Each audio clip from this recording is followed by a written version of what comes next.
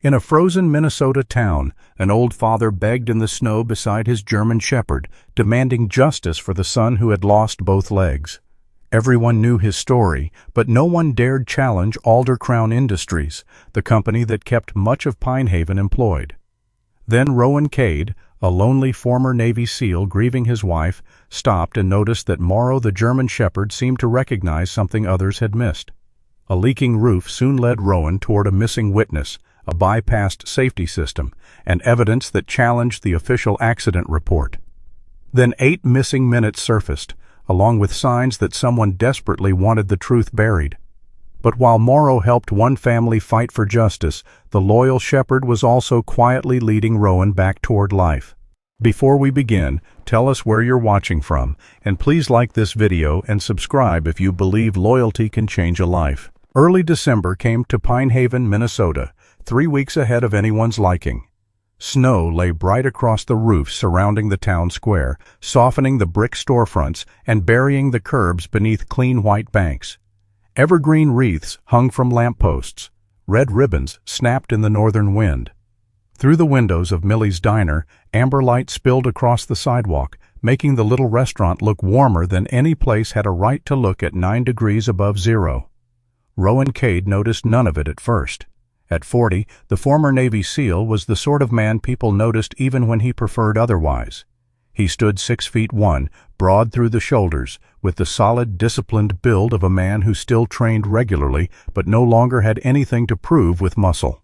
His clean-shaven face was sharply American and masculine, with an angular jaw, a strong chin, and deep blue-gray eyes that seemed permanently shadowed by some private grief. His ash-brown hair was kept in a neat undercut, silver already showing clearly at the temples. Even 3 years after leaving the life that had taught him to dress for purpose, Rowan still did. A fitted, long-sleeved green camouflage combat shirt covered his upper body, matched by tactical camouflage trousers and dark combat boots. Everything was clean, orderly, and practical. His cabin at the edge of Black Pine Forest required kerosene. He required coffee. The Bronco required several bolts the previous owner had apparently considered optional. That was the entire reason he had come to Pinehaven. 20 minutes, he told himself. He parked his aging Ford Bronco near the hardware store and stepped into the cold. That was when he saw the old man. Across the street, beside a lamppost half wrapped in Christmas garland, stood Amos Bell. Amos was 72 and looked as though winter had been carving him for years. He was thin and slightly stooped, his face long and deeply lined around pale blue eyes that remained stubbornly alert. Sparse white-gray hair had been combed back beneath a dark knitted cap, and a short gray beard followed his jaw in an uneven but deliberate trim. His brown canvas coat had faded at the shoulders. Beneath it showed a dark red flannel shirt, charcoal work trousers worn pale at the knees, and old brown boots dusted white with salt and snow. The hands holding the edges of the sign were large, knuckled, and scarred from decades of carpentry. They trembled, not from fear, from cold. The banner hanging across his chest read, "My son lost his legs. Alder Crown stole the truth." Beside Amos sat a German shepherd. Rowan slowed. The dog was 7 years old, though Rowan did not know that yet. Morrow was a large male with a warm wheat-gold coat crossed by a clearly defined black saddle over his shoulders and back. His muzzle was black, his upright ears sharp against the snow, and his amber, honey-brown eyes held an unusual steadiness. A narrow, pale gold blaze ran from the center of his forehead toward the bridge of his nose. Around his neck rested a dark brown leather collar with an old metal tag. Morrow did not beg for attention. He watched. A woman dropped 2 folded dollars into a wooden collection box at Amos's feet. A man coming from the bakery handed him a paper sack. A high school boy in a varsity jacket crouched long enough to place a small package of dog food beside Morrow. "Stay warm, Mr. Bell." Amos nodded. "Thank you, son." Then the boy hurried away. Everyone did. That was what caught Rowan's attention. Nobody mocked Amos. Nobody shouted at him. Nobody acted as though he were invisible. They did something stranger. They helped him just enough to leave. $1, a sandwich, a sympathetic look. Then eyes down, shoulders tucked, footsteps moving on. Rowan had seen fear wear many uniforms. In Pinehaven, apparently, it wore winter coats. He started across the street. Morrow's head rose immediately. The shepherd's ears turned forward. His entire posture changed. Not aggression. Recognition would have been impossible. Yet something in the dog's attention became so complete that Rowan instinctively checked behind himself. Nothing. Just traffic easing through falling snow. Rowan walked past. Morrow stood. The dog turned his head and followed Rowan with those amber eyes. Amos gave the leash a small tug. Morrow. The shepherd hesitated before sitting again. Rowan entered Millie's diner. He told himself it meant nothing. Dogs noticed people. That was what dogs did. Still, after the door swung shut behind him, Rowan looked through the glass. Morrow was still watching. The diner smelled of coffee, fried onions, and cinnamon. Behind the counter stood Millie Harrow, 61, a comfortably built woman with a round, expressive face, bright blue eyes, and short gray blonde hair curled lightly around her ears. She wore a cream blouse beneath a burgundy cardigan and a charcoal diner apron tied around her waist. Laugh lines surrounded her eyes, though Rowan sensed quickly that Millie was the sort of woman who knew which jokes belonged in public and which truths did not. She poured his coffee before he asked, "You're the man in the cedar cabin." Rowan looked at her. "That obvious? Pinehaven has 900 people. A stranger buying enough kerosene to survive. January qualifies as breaking news." A corner of Rowan's mouth almost moved. He glanced toward the window. "Who's Bell?" Millie's expression changed. Only slightly. "Amos? And the sign?" She wiped an already clean section of counter. "His son, Eli." Millie explained it carefully. Eli Bell had worked maintenance at Alder Crown Industries, the largest employer in Pinehaven. 2 years earlier, he had been critically injured by an industrial hydraulic lifting system. Both legs had eventually been amputated above the knees. According to company records, Eli had entered a restricted machine area without an authorized work order and violated a direct safety procedure. Eli said otherwise. He said he had been sent there to inspect a pressure problem. The official paperwork did not support him. His compensation claim became tangled in dispute. Bills grew. Savings disappeared. Amos sold his truck, most of his tools, and nearly everything that could be sold without removing the roof. Now he stood outside with a banner. "Does nobody believe him?" Rowan asked. Millie stopped wiping. "That isn't the same question as whether anyone will stand beside him." Rowan waited. Millie looked toward a row of framed photographs near the register. School teams, church picnics, factory softball leagues. "My daughter works payroll at Alder Crown. Our cook's brother works assembly. My nephew drives one of their freight trucks." She lowered her voice. "Half this town gets a paycheck from that place. The other half sells something to the people who do." "So everyone thinks Amos is lying?" Millie finally met Rowan's eyes. "No." A pause. "They're afraid he isn't." Rehook. Outside, Morrow suddenly rose. Rowan saw it through the diner window. A gray pickup with the Alder Crown Industries emblem moved slowly through the intersection. The shepherd did not bark. He did not lunge. He simply went rigid.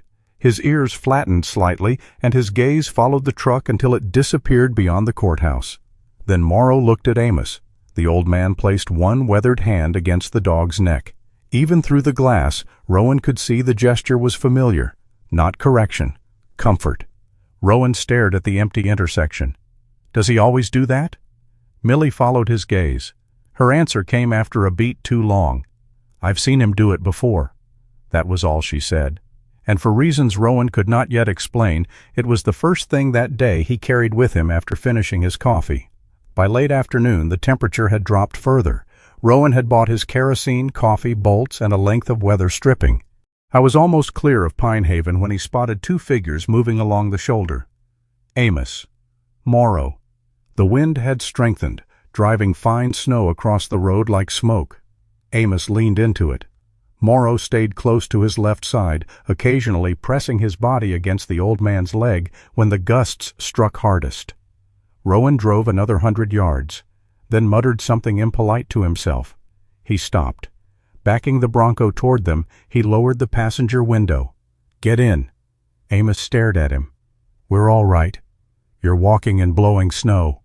I've done worse." "Congratulations." Amos's eyebrows lifted. Rowan pointed toward the road ahead. "How far?" 2 miles. "Get in." I said. Morrow walked directly to the passenger door. Amos looked down at the dog. "That is betrayal." For the first time, Rowan heard humor in the old man's voice. Morrow wagged his tail once. Amos sighed. "Fine." The Bell house stood beside Cedar Hollow Creek, beyond the last proper streetlights of Pinehaven. Rowan understood the family's circumstances before he crossed the porch. The small timber house leaned subtly toward the creek. One porch support had shifted, the front door sagged on its hinges. Cardboard covered part of a broken window, and the wheelchair ramp leading from the porch was so steep, Rowan wondered how anyone used it safely when iced over. Inside, a wood stove fought the cold. A man sat beside it in a black manual wheelchair. Eli Bell was 38, broad through the chest and shoulders, with the strong upper body of someone who had once worked physical machinery every day. His face was slightly square, his forehead broad, his jaw firm beneath short dark stubble. Chestnut brown hair had been cut short, but remained naturally untidy on top. His hazel eyes, green mixed with brown, were intelligent and immediately defensive. Both legs ended above the knee beneath adaptive charcoal work trousers. He wore a navy long-sleeved thermal Henley. His gaze went first to Rowan, then to Amos. "You brought somebody home?" "He brought me." "Worse." Rowan liked him immediately. Eli did not look grateful. He looked annoyed. There was dignity in that. Rowan noticed the bucket before anybody mentioned it. A slow drip fell from the ceiling, plink, into the metal bottom. Near Eli's rear wheel, a wedge of scrap wood prevented the chair from rolling across the slightly sloped floor. Rowan looked through the doorway at the ramp again. "Who built that?" Amos followed his gaze. "I did." "When?" "After Eli came home." Amos flexed his crooked fingers. "My hands were shaking worse then." Rowan studied the ramp, then the roof, then the warped door. Eli noticed. "Don't." Rowan turned. "Don't what?" "Look around like you've found yourself a project." The words were sharp. Underneath them was something sharper. Shame. Rowan knew enough about pain to recognize when pride had been forced into doing the work of armor, so he did not offer sympathy. He did not say he was sorry. He merely looked at the leaking ceiling again. "I'll be back tomorrow." Eli frowned. "No need." Rowan headed for the door. "I wasn't asking." For half a second, Eli's mouth betrayed him. Almost a smile. Almost. Outside, Rowan crossed the snowy yard toward the Bronco. Behind him came the sound of paws.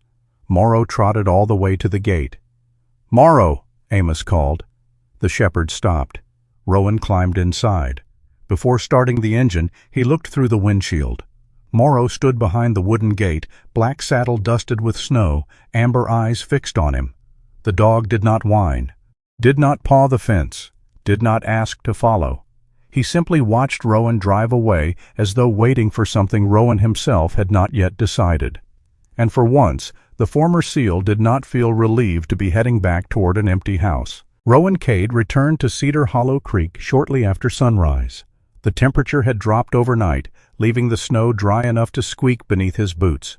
His Ford Bronco carried dimensional lumber strapped across the roof, 2 sheets of exterior plywood in the back, rigid insulation, weather stripping, screws, roofing compound, and a toolbox heavy enough to make the rear suspension complain. He had made himself a promise on the drive over: fix the leak, make the wheelchair ramp safe, go home. It was the sort of promise a man made when he already suspected he would break it. Amos Bell opened the door before Rowan reached the porch. "You brought half the hardware store." "Only the useful half." Amos glanced at the lumber. "You planning to repair the house or invade Canada?" Rowan almost smiled. "Depends how the morning goes." Morrow appeared behind Amos, his wheat gold and black coat bright against the dim interior. The 7-year-old German shepherd sniffed Rowan's glove once, then stepped aside as though Rowan's arrival had already become part of the household routine. Eli remained near the wood stove. "Morning," Rowan said. Eli looked at the lumber through the doorway. "You really came back?" I said I would. People say lots of things. Rowan did not answer. There were some sentences that contained too much history to argue with.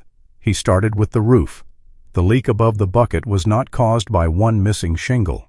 Meltwater had worked beneath a warped edge of flashing, followed the roof decking inward, and found the lowest seam over the main room. Rowan climbed carefully, scraped away packed snow, and found soft wood along one narrow section. Amos stood below watching. 3 inches farther left, the old man called. Rowan tested the decking. Amos was right. You can see that from down there? 43 years building houses. The old man lifted one scarred hand. Eyes still work better than the fingers. By noon, Rowan understood that the Bell house did not have one problem. It had become an alliance of small problems. The north window frame had begun to rot beneath peeling paint. The back door had dropped enough that a blade of cold air slipped beneath the lower corner. A water line passed through an exterior wall with too little insulation around it. The gasket around the wood stove door had flattened until smoke occasionally escaped when the draft changed. The ramp outside was not merely too steep. Its boards had been laid in a way that allowed freezing water to collect in shallow depressions. Every repair exposed the evidence of another winter survived by improvisation. Rowan began making a list. Amos noticed. No. Rowan looked up. No what? No new porch. I didn't say new porch. You were thinking it. Rowan studied him. Amos planted both hands on the top of his cane. Age had bent his back slightly, but not his pride. I know what this house looks like, Amos said. You don't need to protect my feelings by pretending otherwise. I wasn't. You've got that look. What look? The one contractors get when they decide they've found a charity case. That stopped Rowan. Amos's voice remained calm. I need the roof to hold. I need that boy to get in and out without breaking his neck. I need the pipes not to freeze. He looked toward the house. I do not need you building me back my dignity. I kept that. For several seconds Rowan said nothing. Then he tore the lower half of his list from the pad. Roof, ramp, pipes, stove. Amos nodded. That's a decent day's work. From the doorway, Eli had heard everything. He said nothing. But the suspicion in his face softened by 1 degree. That afternoon, Rowan worked beside Amos rather than around him. The arrangement formed naturally. Rowan lifted the heavy pieces. Amos measured, checked angles, and caught mistakes before they became expensive. His hands shook while holding a screw, but became strangely steady when resting against a board to judge whether it sat square. At one point Rowan set a new support slightly high. Amos tapped it twice. 1/8 of an inch. You can't see 1/8. I don't need to see it. The door told me. Rowan checked. 1/8. Annoying habit. Used to charge people for it. For the first time Eli laughed from inside the house. Only once. A short sound. But it changed the room. Later, Rowan moved into the detached garage to find dry stock for the ramp edge. The little building had once been a working shop. That much was obvious. Pegboard covered one wall. Outlines and dust showed where tools used to hang. An old bench stretched beneath a narrow window. A vise remained bolted at its far end, though it sat too high for Eli to reach comfortably from his wheelchair. A layer of abandonment lay over everything, not neglect. Interruption. Rowan ran a hand across the bench. Behind him came the quiet clicking of claws. Morrow entered carrying something in his mouth, a small wooden-handled hammer. The shepherd walked directly to Rowan and placed it beside his boot. Rowan stared down at it. What am I supposed to do with that? Morrow sat. Eli had rolled into the doorway. For several seconds he said nothing. Then his face changed. Not much. Just enough. That was his thing. Rowan looked at him. Morrow? Eli nodded. Before the accident, I'd be out here half the evening. He figured out pretty quick that handing me things got him treats.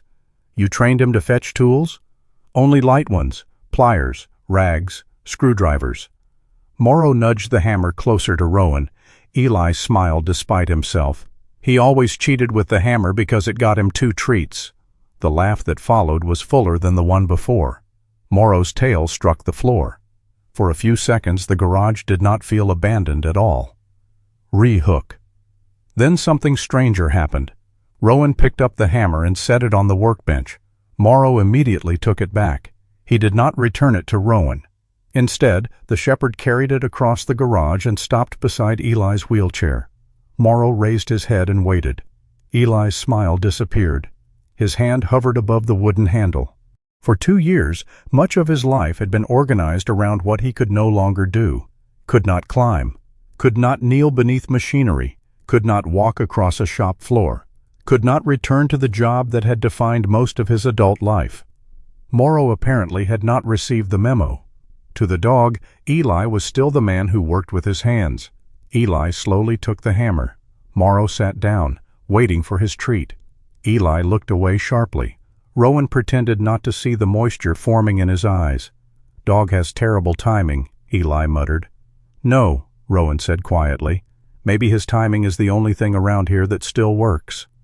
That evening Rowan changed his plan, not out of pity, because he had finally seen the problem correctly. The garage was not useless to Eli, it was simply arranged for a man who could stand. Rowan lowered one section of the bench, moved frequently used tools onto the bottom rows of the pegboard, repositioned the vise. Eli watched with growing irritation. "I don't need you building me a playground." Rowan continued tightening a bolt. "I'm not." "What then?"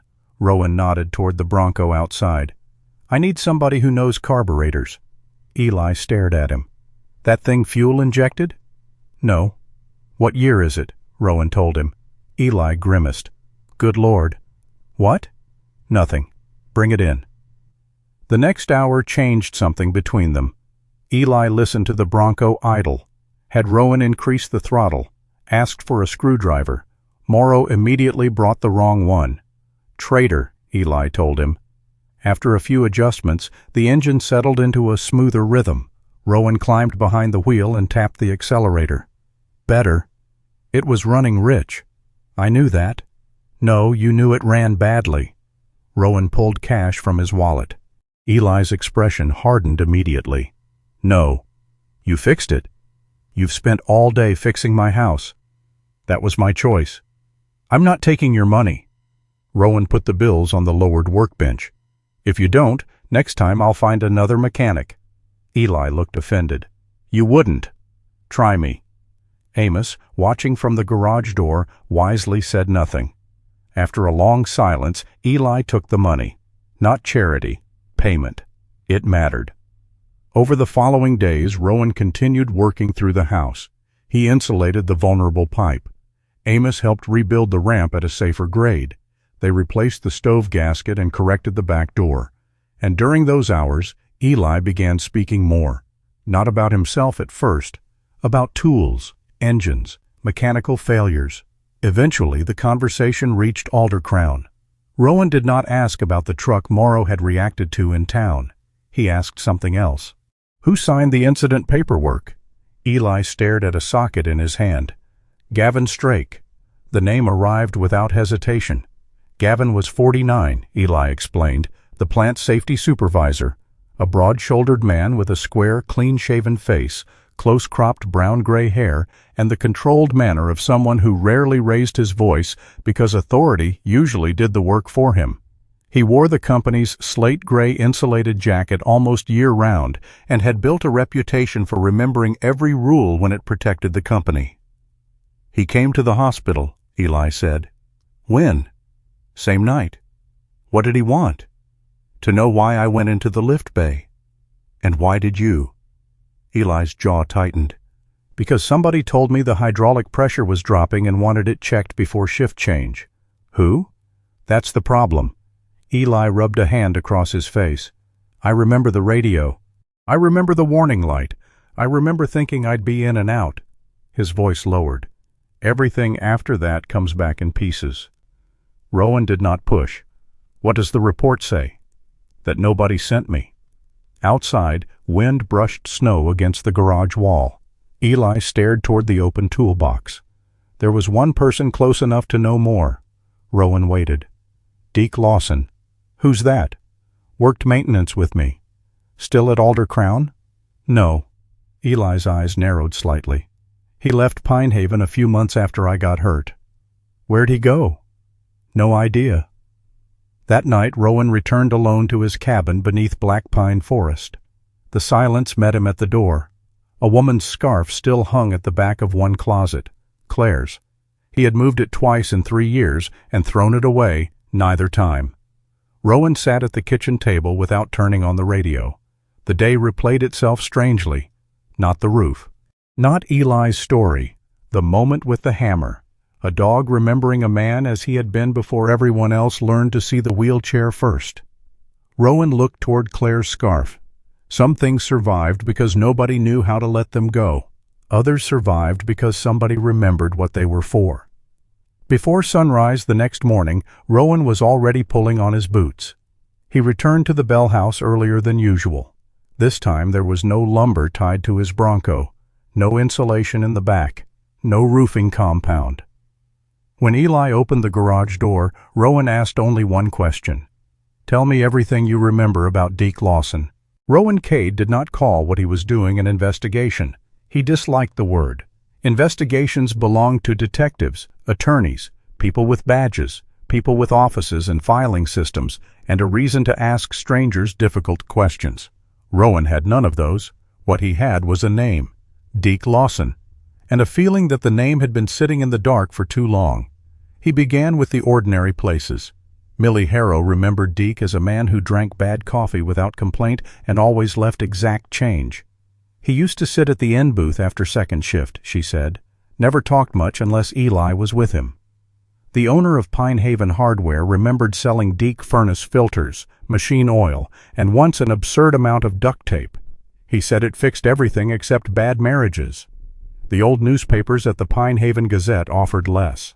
Deke appeared in one factory softball photograph, one employee safety award listing from 6 years earlier, and a short classified notice for a pickup truck he had sold shortly after Eli's accident. But the address beneath the old advertisement gave Rowan somewhere to start. A trailer lot near Otterpine Lake. By late morning, Rowan drove there with Amos and Morrow. Eli stayed home. The cold bothered the scar tissue around his amputations more than he admitted, and he had finally accepted Rowan's argument that searching a half-abandoned trailer park in winter did not require 3 stubborn men. Otterpine Lake lay under a sheet of pale ice, wide and silent beyond the pines. The trailer park sat along the southern shore, a row of faded homes separated by snowbanks and rusting propane tanks. Half the lots were empty. Others showed signs of people who had learned to make permanence out of very little. The former manager still lived in a small office trailer near the entrance. His name was Harlan Pruitt, 68, a narrow-framed man with a long, leathery face, thin white hair combed sideways across a balding scalp, and a tobacco-stained mustache that drooped around a mouth permanently shaped for skepticism. He wore insulated brown coveralls over a plaid shirt and moved with the careful stiffness of a man whose knees had spent too many decades climbing ladders. Harlan opened the door only 4 inches. "What are you selling?" "Nothing," Rowan said. "That's what religious people say." "We're looking for Deke Lawson." The door opened another inch. Harlan studied Rowan, then Amos, then Morrow. The dog changed his expression. "Bell Shepherd?" Amos nodded. "That's Morrow." Harlan looked toward the lake. "Haven't seen that dog in years." "You knew Deke?" Rowan asked. "Knew enough." Harlan let them inside. The office smelled of kerosene, old paper, and canned soup. A wall calendar still showed November, though December had already begun. Deke, Harlan said, had lived in Lot 17 for almost 9 years. Quiet. Paid rent on time. Fixed things without being asked. After Eli's accident, however, something changed. "He stopped sleeping," Harlan said. "How do you know?" Amos asked. "My office faced his trailer. Light on at 2 in the morning, 3, 4. Harlan rubbed his mustache. He'd walk down to the lake and stand there like he expected somebody to come up out of it. Then Deke sold his pickup. 2 weeks later he packed what he could into an old station wagon and left. Did he say where? No. Harlan walked to a dented metal filing cabinet. But people forget how useful forwarding addresses used to be. He found an old rental card. There, beneath Deke's name, was a mailing address written in blue ink. A rural route west of Grand Marais, nearly an hour away. Rowan copied it. Before leaving, Amos asked one more question. Was he scared? Harlan looked at him. No. Then he corrected himself. Not at first. He glanced toward Morrow. By the end, yes. The road north curved through forest. Snow pressed heavy on spruce branches. Wind had dropped, leaving the world almost too quiet. Morrow sat in the back beside Amos. For most of the drive he watched the passing trees. Then, 20 minutes from the address, the shepherd rose. Rowan checked the mirror. Morrow's ears had turned forward. His nose lifted slightly. Amos noticed too. You smell something? Morrow gave no answer naturally, but he did not sit again. The address led to a narrow driveway cut through cedar and birch. At its end stood a small cabin with a low metal roof, an old station wagon under snow, and a woodshed stacked with almost military precision. Rowan parked. A man opened the door before they knocked. Deke Lawson was 52. He had the heavy upper body of a long-time industrial mechanic, broad in the chest and thick through the forearms, though age and stress had softened his waist. His face was wide and tired, with a blunt nose, deep creases around the mouth, and gray-brown eyes that seemed to search for exits before settling on people. Salt and pepper hair was clipped short and thinning at the crown. Several days of gray beard covered his jaw. He wore a worn forest green work jacket over a charcoal thermal shirt, dark jeans, and brown work boots. His first look at Rowan held suspicion. His second look landed on Amos. His third reached Morrow. Everything stopped. Morrow? The dog pulled forward so abruptly that Amos nearly lost the leash. Rowan caught it, then released it. Morrow crossed the porch in 3 strides. Deke crouched instinctively. The shepherd pressed his head hard against the man's knee, not excitedly, not playfully, with recognition. Deke's face broke. His hands moved to the dog's neck. You old thief! Morrow leaned harder. Deke laughed once, then covered his mouth. Re-hook. For several seconds, nobody spoke.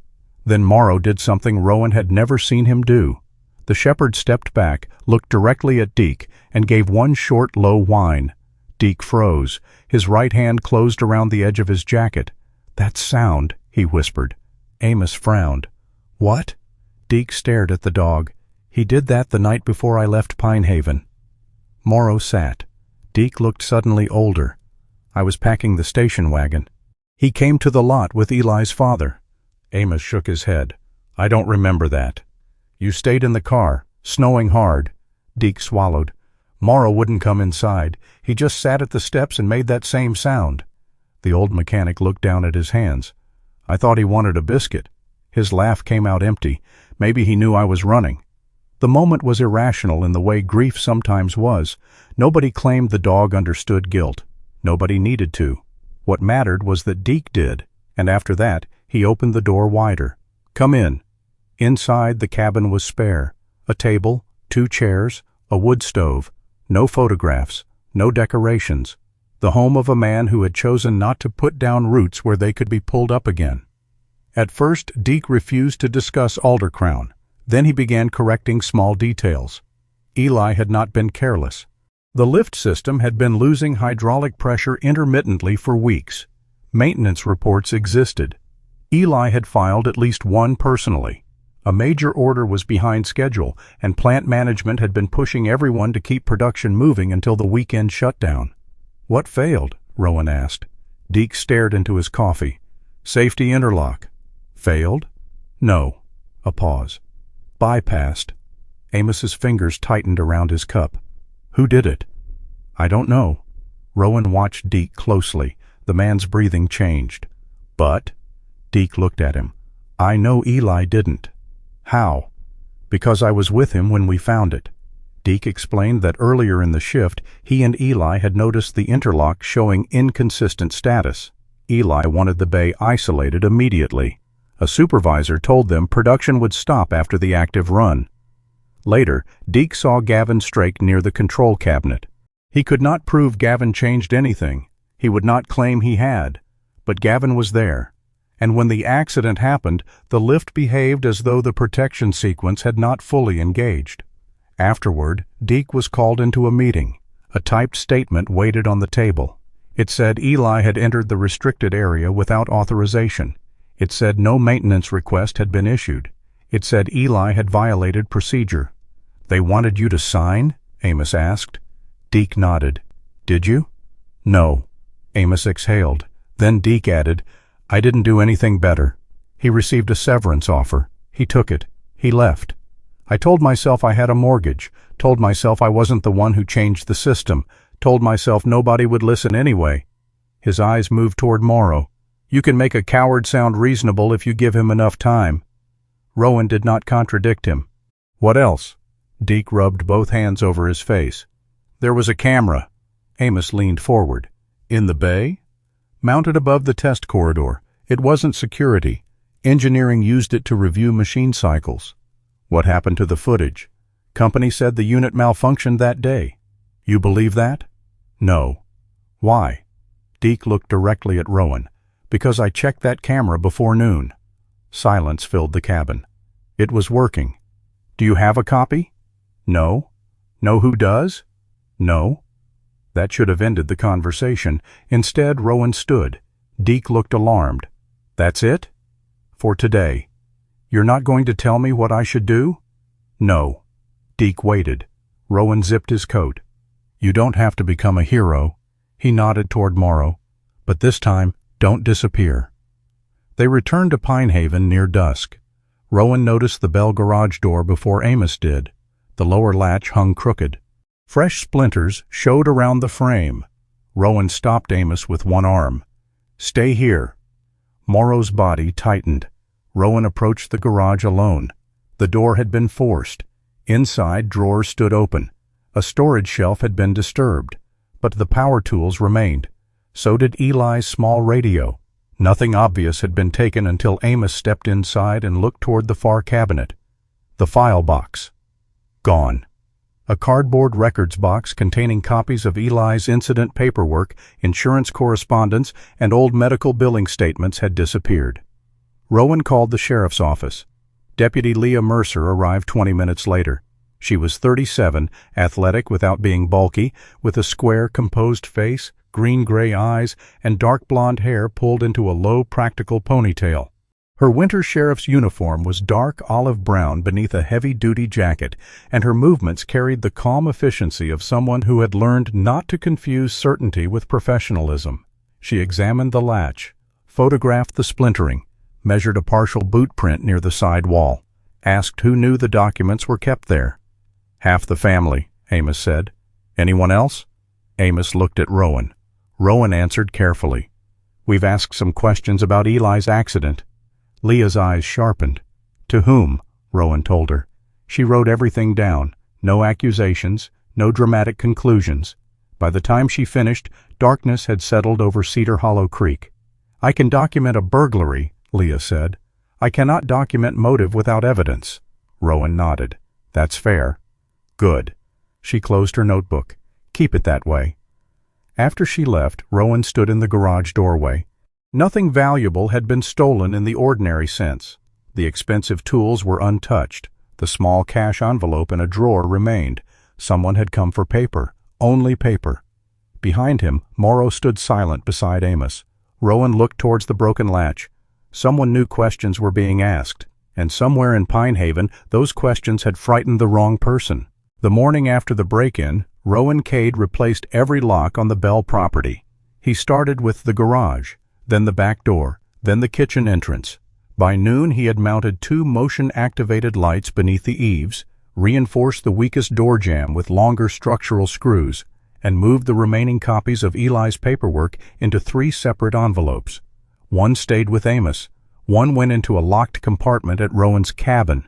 The third Rowan intended to place somewhere outside Pinehaven entirely. Amos watched him work from the porch. "You planning for burglars or Russians?" Rowan tightened another screw. "Burglars are more likely." That didn't answer the question. Rowan ignored him. That had become part of the problem. Since discovering the missing records box, something old had awakened in Rowan.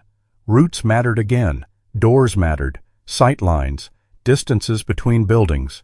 Which window could be approached without being seen? Which neighbor had a clear view of the road? He checked Eli's phone for suspicious calls, asked Amos to stop walking alone after dark, and insisted that nobody discuss Deke Lawson outside the house. To Rowan, it felt like responsibility. To Eli, it felt increasingly like occupation. The argument finally came 3 days later. Rowan was fitting a better strike plate to the garage door when Eli rolled up behind him. "You moved my papers." "Yes." "Without asking." "They're safer." "That wasn't the question." Rowan kept working. Eli's voice sharpened. "Where are they?" "Different places." "Which places?" "You don't need to know all of them." The screwdriver stopped. Rowan slowly turned. Eli was sitting very straight in the black wheelchair, his navy thermal shirt pulled tight across his shoulders. His hazel eyes had gone cold. "That," Eli said, "right there." "What?" "That tone." Rowan said nothing.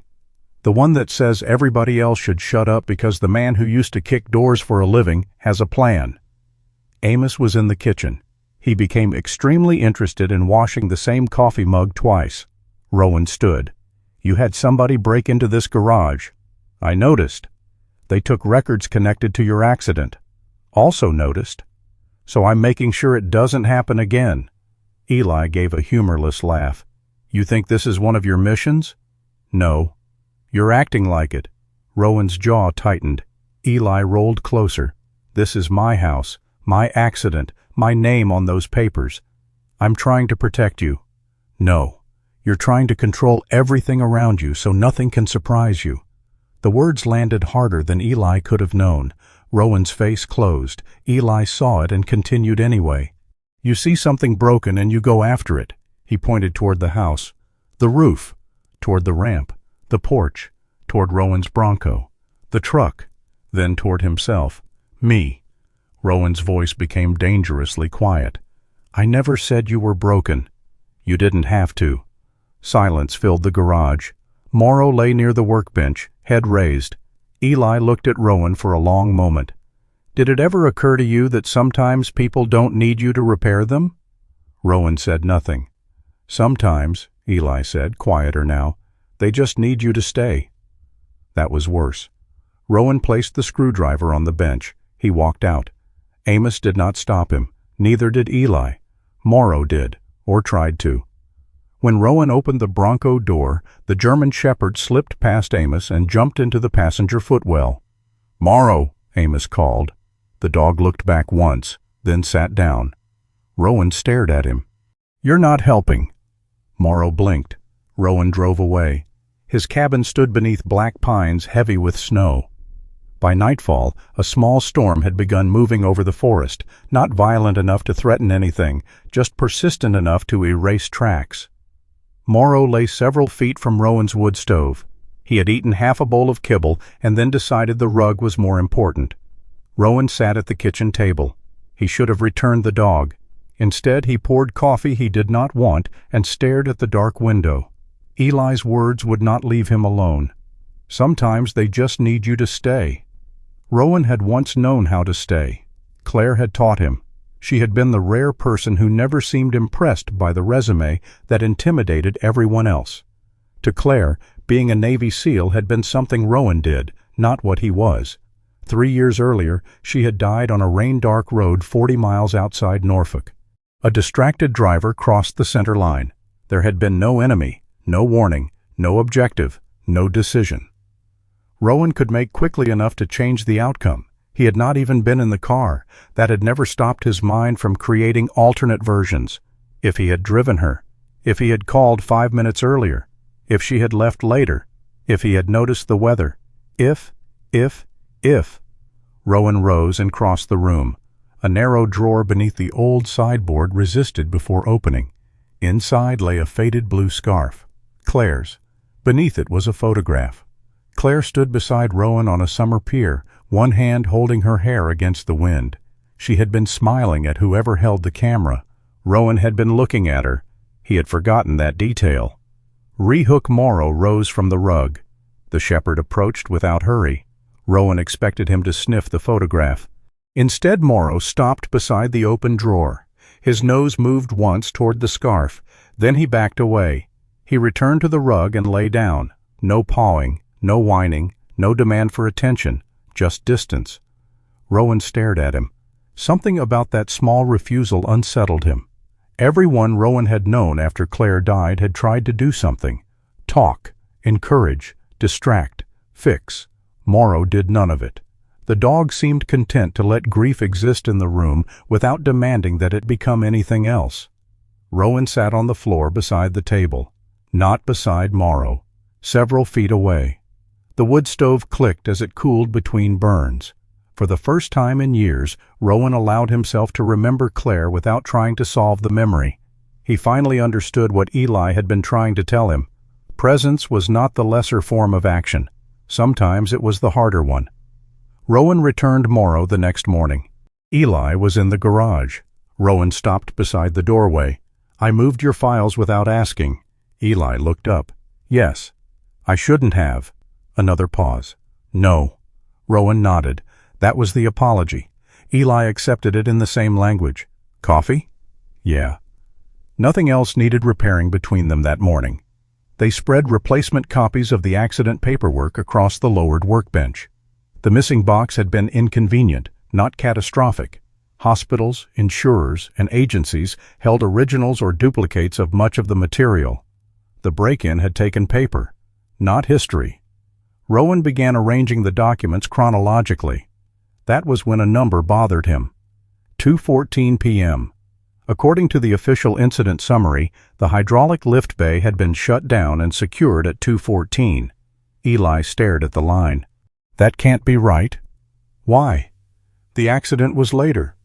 "How much later?" "I don't know exactly." He rubbed his forehead. "I remember the second shift crew coming through the south corridor. That wouldn't have been before 20 after.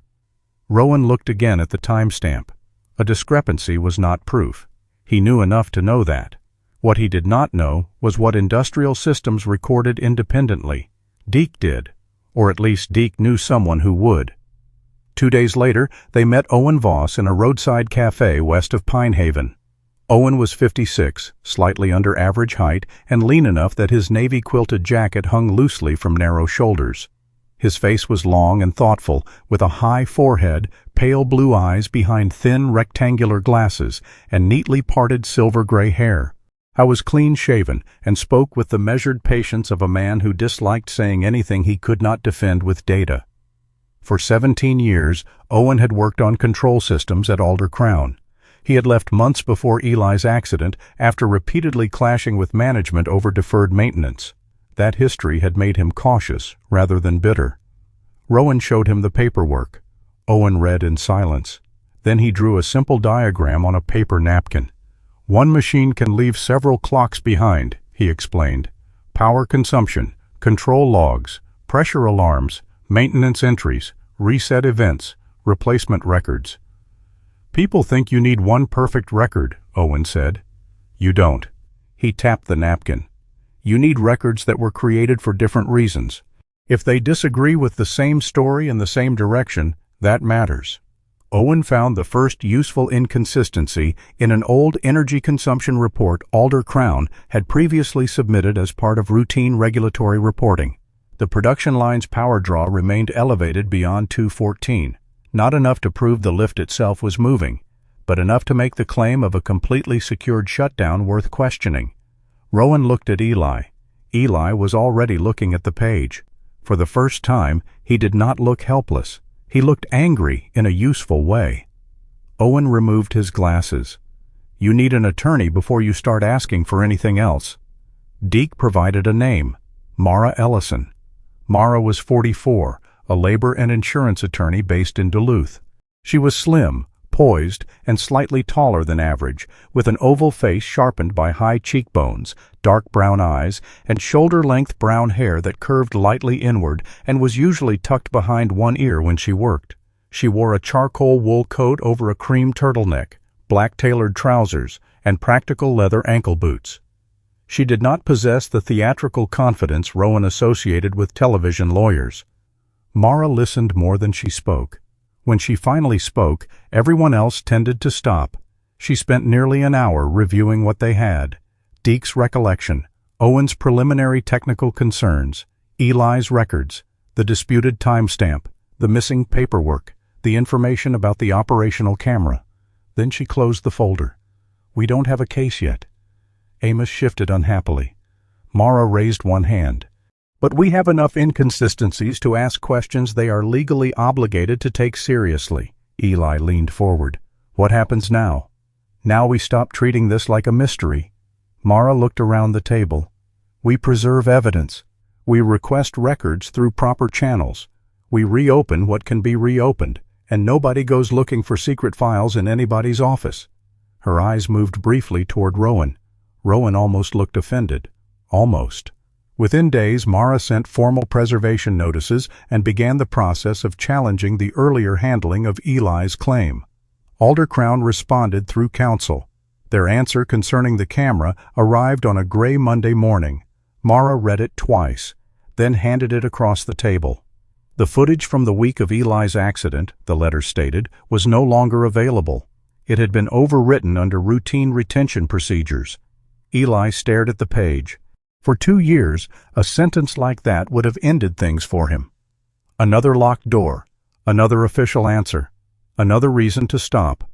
This time he folded the letter carefully, placed it beside Owen's notes, then looked at Mara. All right. Mara studied him. All right what? Eli's hand settled on the wheels of his chair. If that camera is gone, then we find out what else was watching. Mara Ellison did not build Eli Bell's case around one dramatic piece of evidence. She distrusted dramatic evidence. Dramatic evidence made good headlines. Good cases were usually built from dull things that refused to agree with one another. Dates, invoices, maintenance codes, people who remembered one sentence, machines that had recorded something nobody thought would matter later. For the next 2 weeks, the lowered workbench inside the Bell garage became an unofficial war table. Folders covered one end. Owen Voss's diagrams covered another. Eli sat in the middle, reading every line with the patience of a man who had once spent entire shifts diagnosing machines by listening for noises other people missed. Rowan stayed mostly quiet. After their argument, he had learned something difficult. Helping did not always mean taking the center position. Sometimes it meant carrying coffee. Sometimes it meant driving. Sometimes it meant knowing when not to speak. Deke Lawson came twice. Each visit cost him something. Rowan could see it. The 52-year-old mechanic arrived with his shoulders hunched beneath the same worn forest green work jacket, several days of gray beard roughening his wide face. He looked older each time he walked through the Bell door, but he also looked slightly less afraid. The first new person Mara located was Ray Calder, 45, a former hydraulic technician at Alder Crown. Ray was compact and thick through the arms, with a square working man's face, weather-reddened skin, and dark brown hair buzzed close beneath a navy watch cap. A narrow scar crossed his right eyebrow from an accident with a slipped wrench years earlier. He wore a faded black insulated work coat, dark denim, and steel-toed boots. Ray spoke carefully, not because he lacked opinions, but because 12 years inside a factory had taught him that careless words traveled farther than people did. He remembered the lift system. More importantly, he remembered the warnings. Pressure dipped 3 times that month, Ray said. Mara looked up. Documented? First 2 were. And the third? Ray rubbed his jaw. Should have been. Eli leaned forward. Was that the day before I got hurt? Ray met his eyes. Night before. The garage went quiet. Ray explained that he had entered a maintenance note recommending the system be inspected before the next full production run. He could not say who later changed the status, but he remembered the warning existing. That mattered. The second person came through paperwork. Bethany Shaw, 33, had worked in purchasing administration at Alder Crown before moving to Wisconsin the previous year. She was slender, pale-skinned, and sharp-featured, with straight auburn hair cut just below her chin and gray-green eyes that seemed to calculate before trusting. She wore a camel-colored wool coat over a black sweater and carried herself with the tidy precision of someone who had spent most of her career making sure numbers matched. Bethany did not know why Eli's accident happened. She said that immediately. What she did remember was an emergency component request. "Control module," she said. "When?" Mara asked. 2 days after the accident. Owen straightened. "What model?" Bethany read from an old personal notebook she had kept while transferring purchasing files. Owen's expression changed. "That's the module tied into the lift control system." Bethany swallowed. "I figured it was routine replacement." "It might have been," Mara said. She never allowed a possibility to become a conclusion too early. That restraint made Eli trust her more. Piece by piece, the story became harder to dismiss. Not complete. Harder. Outside the garage, Pinehaven continued pretending nothing had changed. Amos still went into town. He still wore the banner. The cold had deepened, whitening his beard each morning with frost. One Saturday, Rowan drove him to the square. Amos stepped out carrying the sign. Rowan stayed beside the Bronco for a moment. Then he crossed the street. He did not take the banner. He did not carry a collection box. He simply stood next to Amos. Morrow sat between them. People noticed. Millie Harrow noticed first from behind the diner window, then the pharmacist, then a mechanic from the filling station. A woman leaving the post office slowed, gave Amos $5, and did something she had never done before.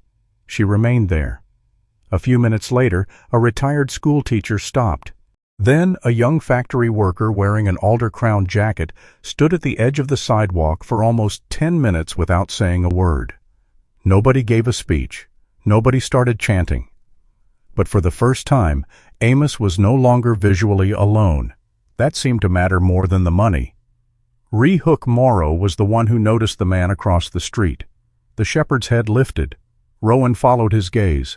A middle-aged factory worker stood beside the newspaper box, still wearing an Alder Crown employee badge.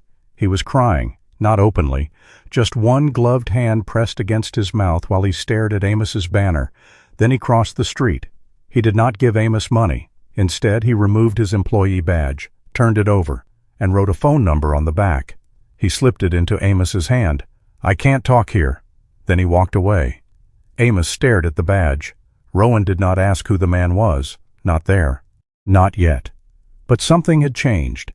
Fear had not disappeared from Pinehaven. It had simply stopped being private. And once fear stopped being private, silence became harder to maintain. 2 days later, Mara found the first paper trail connecting the replacement module to the lift system. That still did not prove anyone destroyed evidence. The component could have legitimately failed. But the timing placed another mark beside the official account. Then Deke called Rowan shortly after 7 one evening. His voice sounded different. "I remembered something." "What?" "The card." Rowan said nothing. Deke continued. "The camera unit. Engineering used removable industrial memory cards during cycle reviews. He had helped inspect the camera on the day of Eli's accident. Several days later, after rumors started circulating that the video had malfunctioned, Deke went back to the unit during an authorized maintenance check. One memory card had a cracked casing. "I thought maybe somebody stepped on it." "Did you take it?" Deke hesitated. "Yes." Rowan's jaw tightened. "Why?" "I wanted to know if there was anything on it." "What did you do with it?" Deke had taken the damaged card to a small camera and electronics repair shop in Duluth. The technician attempted a recovery. Deke remembered being told the card was badly corrupted. He never went back for it. After leaving Pinehaven, he convinced himself there had been nothing useful anyway. Mara called him the next morning. "Do you have a receipt?" "No." "Email?" Deke went silent, then spent nearly an hour searching an old account he had not used in years. The receipt was there. The business itself no longer existed. But Mara traced the owner. The shop had been purchased by another digital repair company, and older customer archives had been transferred with the assets. The original damaged card was gone. That was not surprising. But the technician had once created a temporary recovery image on an archival drive. The new company still possessed some of those old storage volumes. From that point forward, Mara insisted nobody touch anything informally. She worked through proper legal channels to preserve the relevant archive before any examination. Days passed. Then came a call. A partial recovery existed. Not complete, not clean. The file had missing frames, digital tearing, and long black gaps. There was no image of the moment Eli was crushed. Mara considered that fortunate for reasons beyond evidence. What survived was enough. They watched it together in Mara's office. The image showed the industrial corridor from an elevated corner. Time code moved along the bottom. 2:15. Eli entered the bay. 2:17. He crouched near the hydraulic cabinet. 2:18. The picture broke into static, then returned. Gavin Strake appeared near the control panel. Slate gray alder crown jacket, close-cropped hair, recognizable posture. The video did not show him touching the bypass. It did not show him causing the accident. Mara said that twice. Nobody argued. Then Owen leaned closer to the screen. Look at the status beacon. A small indicator remained illuminated. The system was not fully isolated. Mara compared the timestamp with the energy report. They matched. The official report claimed the bay had been secured at 2:14. The recovered recording showed activity continuing afterward. Not 1 minute. Not 2. 8. 8 minutes between the official version of shutdown and the final sequence leading into the incident window. 8 minutes someone would eventually have to explain. Mara did not celebrate. She built. Ray's pressure warnings, Bethany's replacement request, Deke's testimony, Owen's interpretation of the control system, the energy data, the recovered video, the official report. Each piece alone had weaknesses. Together, they began forming a shape. Alder Crown's attorneys saw it too. Their settlement offer arrived the following week. The number made Amos sit down. It would erase the debts that had been swallowing the Bell family for 2 years. It would pay for better prosthetics, more rehabilitation, home modifications, reliable transportation, long-term care needs. Mara read the conditions carefully. Confidentiality, no admission of wrongdoing, restrictions on public statements, closure of disputed claims. Eli listened without interrupting. Rowan sat near the wall. He felt the old instinct rise in him, the desire to advise, protect, decide. He let it pass. This belonged to Eli. Amos looked at his son. For the first time in months, the old man's face revealed temptation without shame. Money mattered. Warm houses mattered. Medicine mattered. Pride could not buy heating oil. Eli looked at Mara. If I sign this, what happens to the report? Mara paused. The company is not agreeing here to formally state that the original report was false. So on paper? It may remain unresolved. Eli lowered his eyes. Morrow lay beside the wheelchair, his black saddle rising and falling with each quiet breath. No one spoke for him. No one needed to. Eli looked at the settlement again, then pushed it away. I spent 2 years being told the machine took my legs because I was careless. His voice remained steady. I can live with losing my legs. He looked at Amos. I can't let them buy the part where they took my name. Mara folded the offer. Rowan watched Eli. For months, people had treated him like a man waiting for rescue. That man was gone. Maybe he had never existed. Maybe all that had changed was that everyone else had finally learned to see him correctly. The hearing began on a Thursday morning beneath a sky the color of old steel. By 8 o'clock, snow had covered the courthouse steps in a thin white layer. County workers cleared it twice before the doors opened, but people kept arriving faster than the flakes could be swept away. Pinehaven had never been a town that enjoyed public conflict. People preferred disagreements settled across kitchen tables, behind church doors, or beside pickup trucks with engines idling. That morning, there was nowhere left to hide. The room assigned to Eli Bell's case was not a grand courtroom. It was a county hearing chamber with fluorescent lights, wooden benches, microphones that worked only when they felt cooperative, and a state seal mounted slightly crooked behind the hearing officer's desk. Yet every seat was filled. Some were occupied by reporters. Most were not. They were factory workers, secretaries, mechanics, truck drivers, people who had spent 20 years inside Alder Crown and people whose parents had worked there before them. Many wore company jackets. That mattered to Rowan Cade, because they had come anyway. Rowan sat behind Eli with Amos and Morrow. The German shepherd lay beneath Eli's chair, his warm wheat-gold coat crossed by the familiar black saddle, amber eyes moving quietly between unfamiliar shoes. Morrow had been unusually calm all morning. He rested his chin on his front paws, but lifted his head whenever Eli's breathing changed. Eli wore the same navy thermal Henley beneath a heavier dark jacket. His wheelchair had been cleaned the night before, though Rowan had wisely said nothing about it. Amos sat beside him in his faded brown canvas coat, the old banner folded carefully across his lap. He had not worn it inside, not because anyone asked him to remove it, because, as he told Rowan before entering, today the paper gets to speak. Across the aisle sat representatives from Alder Crown Industries. Some looked nervous, some tired, most looked ordinary. That struck Rowan more strongly than he expected. There was no row of villains. One woman kept checking photographs of her children on her phone. A young maintenance worker rubbed grease from beneath his thumbnail despite wearing a clean shirt. An older foreman whispered to his wife, "These were people with mortgages and parents and heating bills. Some may have known nothing, some may have suspected, a few may have looked away. The difference mattered." Mara Ellison arrived carrying 2 case boxes and no visible anxiety. Her shoulder-length dark brown hair was tucked behind one ear, and her charcoal coat gave way to a simple cream blouse and black tailored trousers once she removed it. At 44, Mara possessed a calm that could be mistaken for softness by people who did not know her. Rowan had learned otherwise. She did not attack weak points. She waited for people to expose them. The first testimony came from Deke Lawson. Deke looked uncomfortable before he even reached the chair. His forest green work jacket had been replaced by a plain dark blazer, but nothing could disguise the heavy mechanic's shoulders or the gray stubble lining his tired face. He swore to tell the truth. Then he did something harder. He told the truth about himself. He explained the pressure warnings, the interlock concern, the meeting after Eli's accident, the prepared statement blaming Eli. Then Mara asked why he had left Pinehaven. Deke looked toward the floor. "Because I was scared." No excuse followed.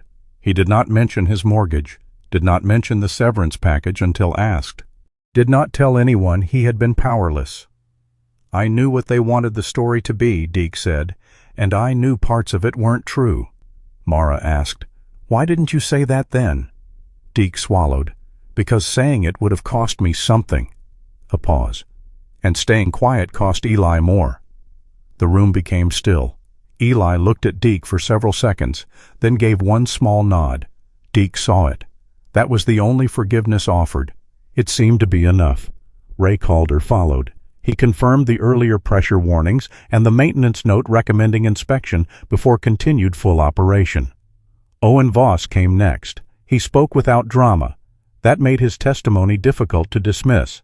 Standing beside a large printed diagram, the 56-year-old former controls engineer explained how the lift's safety interlock should have prevented a specific sequence under normal isolation procedures. He carefully separated facts from possibilities. "The data do not tell us who bypassed the protective sequence," Owen said.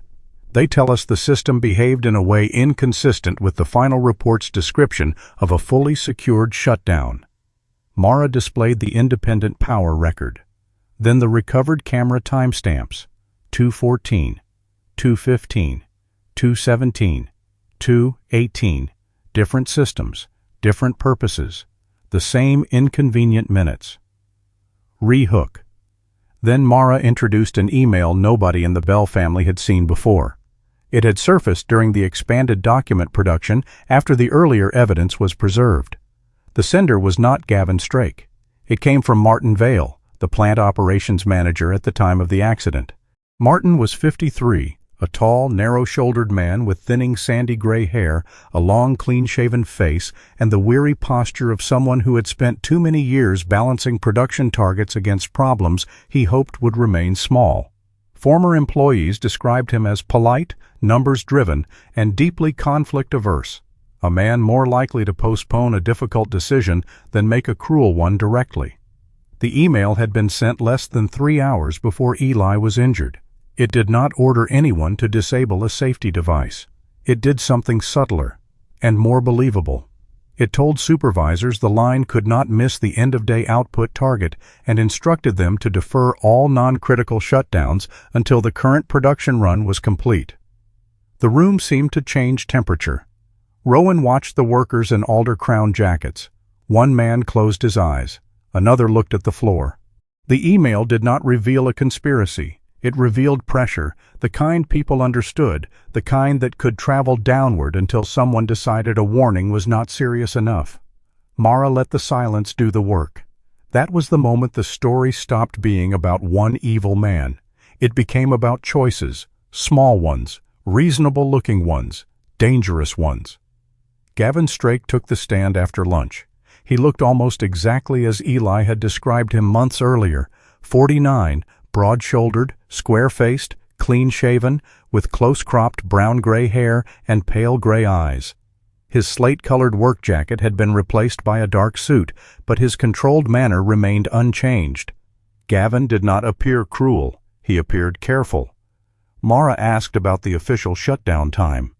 2:14, Gavin answered. And you stand by that? Yes. She showed the power data. Gavin said equipment clocks were not always synchronized. That was possible. Then Mara showed the recovered video. Gavin's jaw moved once. He acknowledged being in the corridor. He maintained that his presence did not mean the lift was operating. Also true. Then Owen's technical analysis was placed beside both records, 2 independent clocks, one from the industrial recording unit, one from energy monitoring. Their times aligned within seconds. Mara asked the simplest question of the morning. If the bay was fully secured at 2:14, why do 2 independent systems show continued activity after that time? Gavin looked at the documents. I don't know. It was the first answer he gave that Rowan believed completely. The hearing did not end with a confession.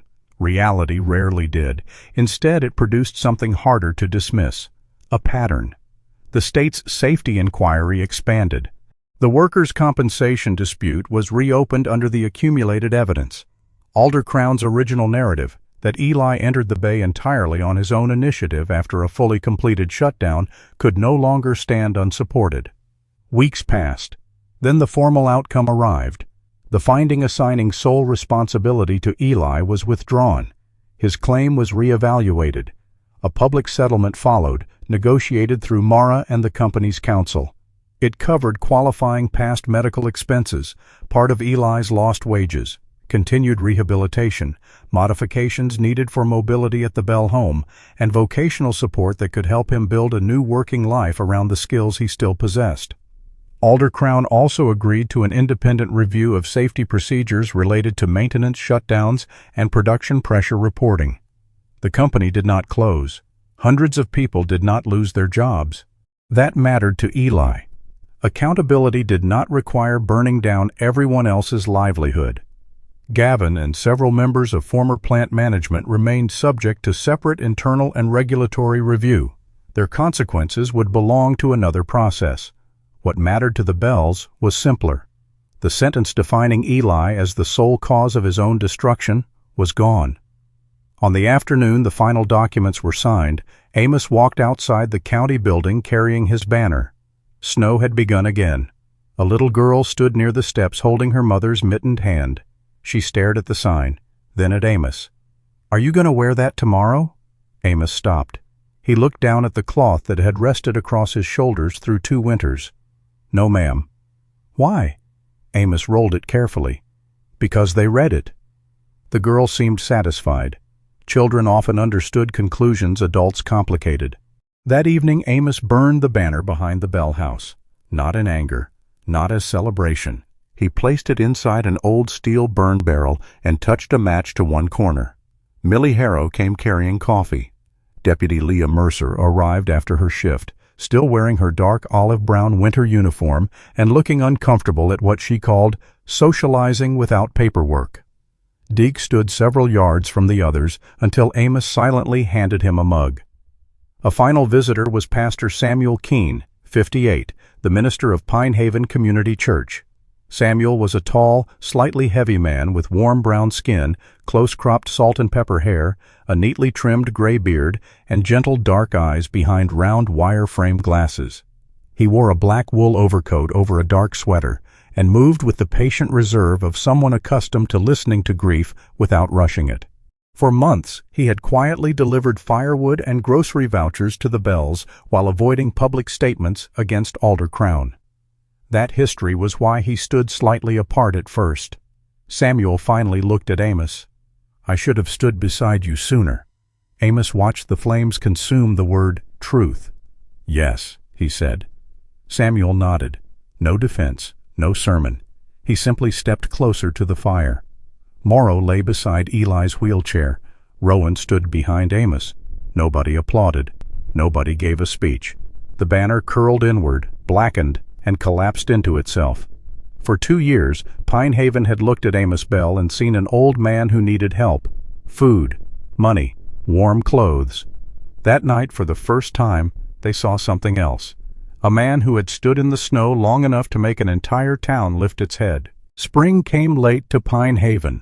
For weeks, winter loosened its grip by inches rather than days. Snowbanks along the roads collapsed into gray ridges.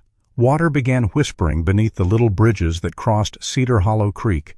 Icicles thinned from the eaves, and dark patches of soil appeared beneath the pines where sunlight reached first. At the Bell house, the season changed in smaller ways.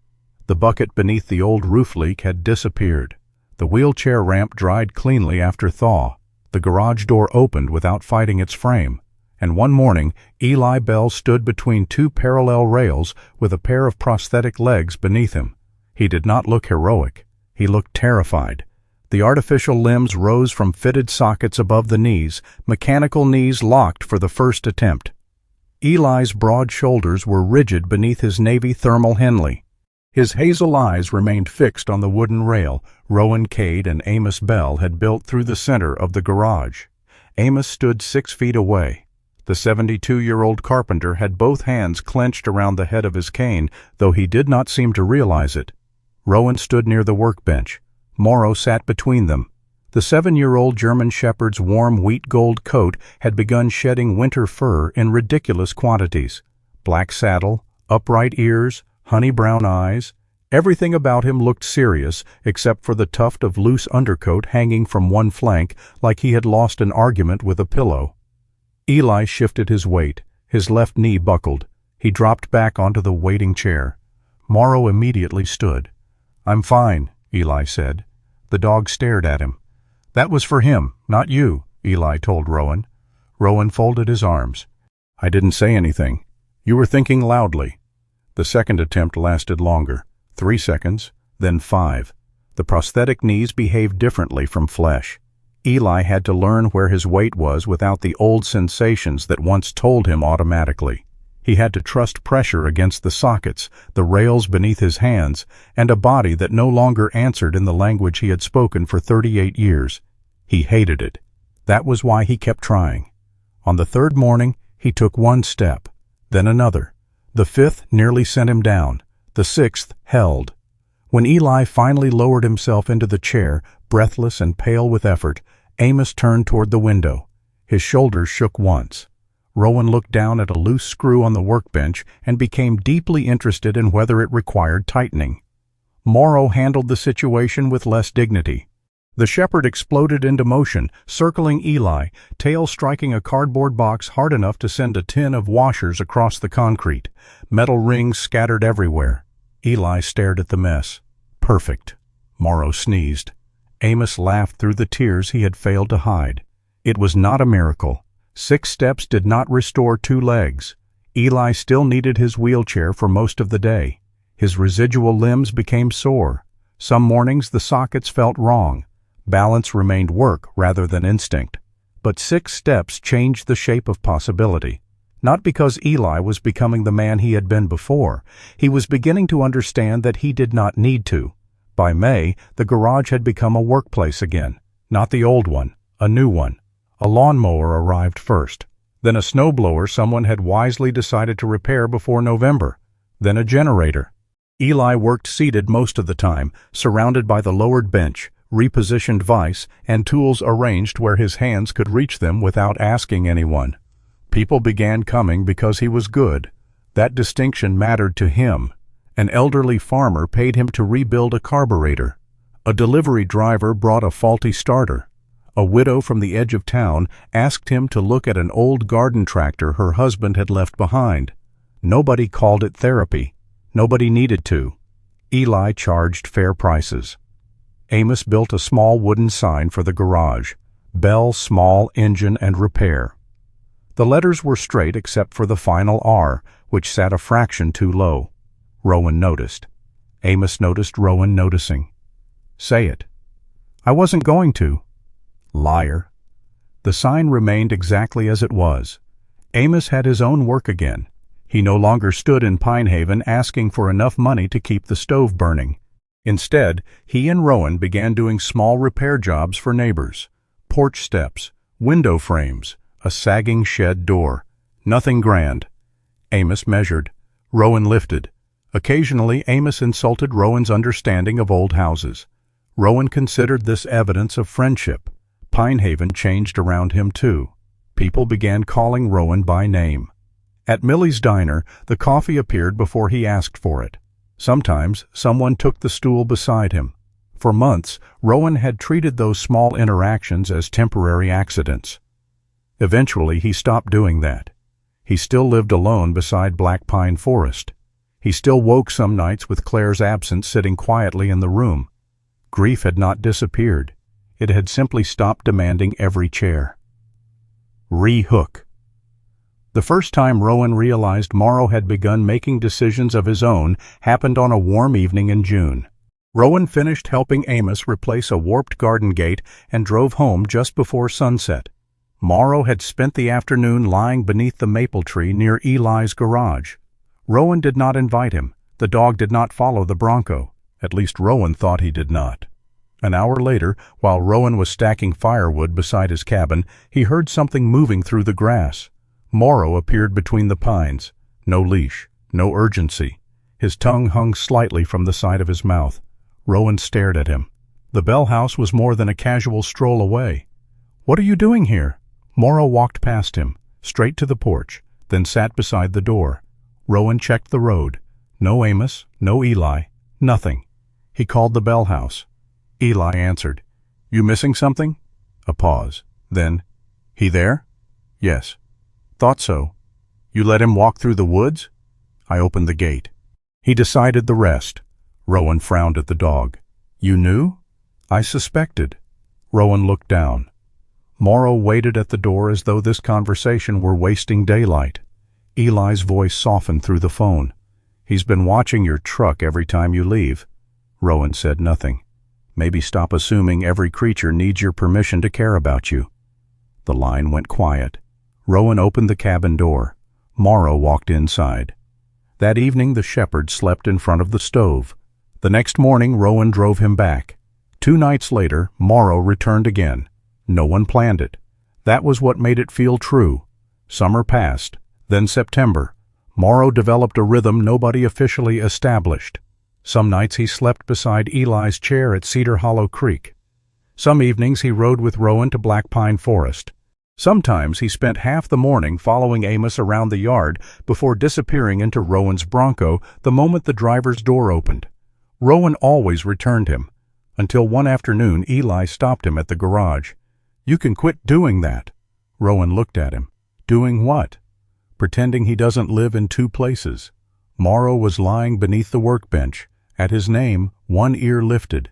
"He's your dog." "He is." "He stayed with you through everything." "He did." Rowan's expression tightened.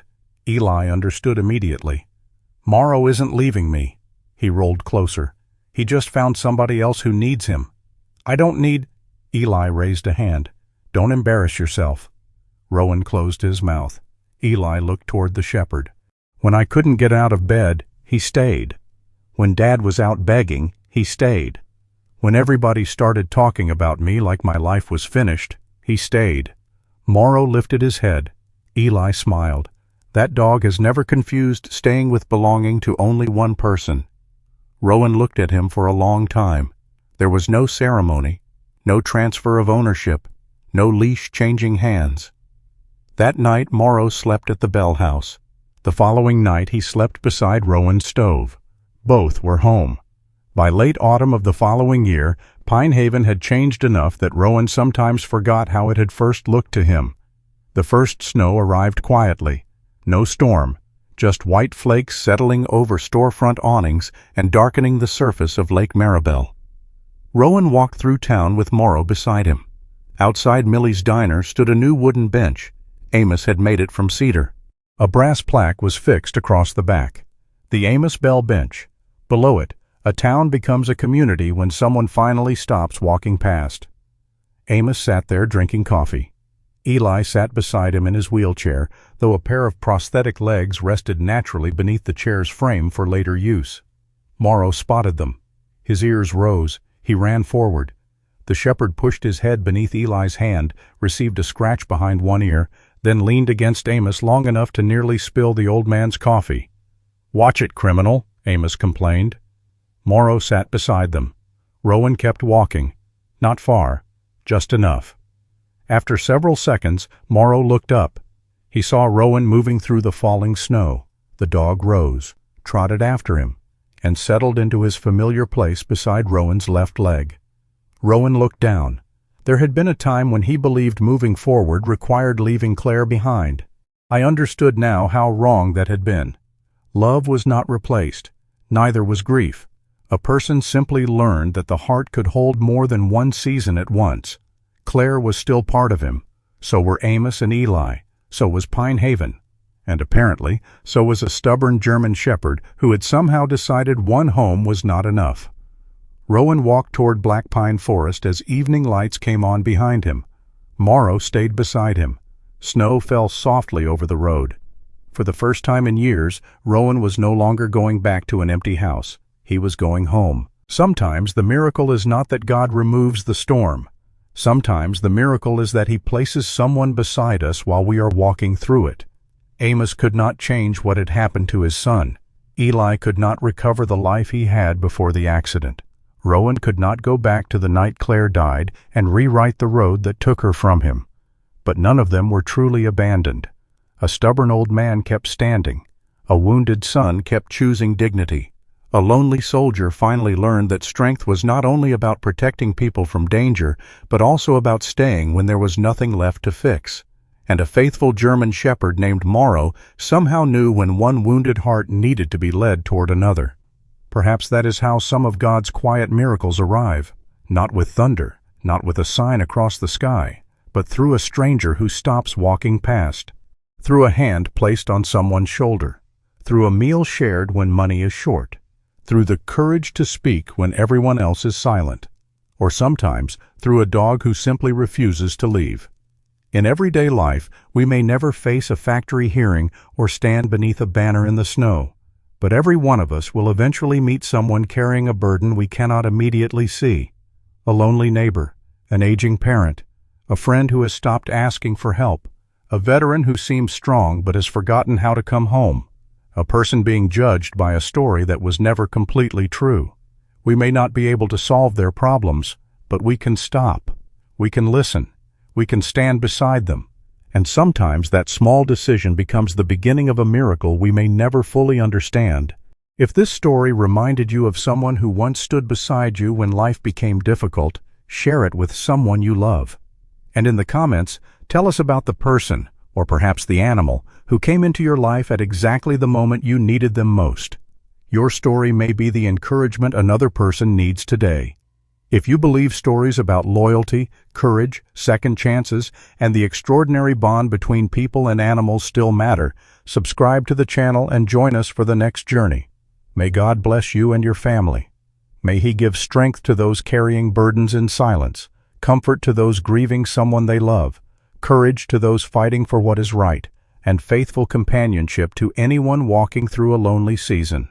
And wherever life finds you tonight, may you never forget. Sometimes the road home begins with someone choosing not to walk past.